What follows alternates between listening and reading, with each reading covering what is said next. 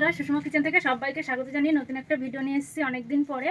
তা দেখো, বাজারে গেছিলাম, আজকে ছেলের জন্মদিন। তা কিছু নিয়ে এসেছি অল্প করে, পয়সা করি হাতে নেই। তা কী নিয়ে এসেছি তোমাদেরকে একবার দেখিয়ে দিই। তা চলো দেখবে। এখানে নিয়ে এসেছি 500 পোলট্রির মুরগি মাংস। এখানে নিয়ে এসেছি একটা দুধের প্যাকেট, একটু পায়েস করে দেবো গোবিন্দভোগ চাল দিয়ে।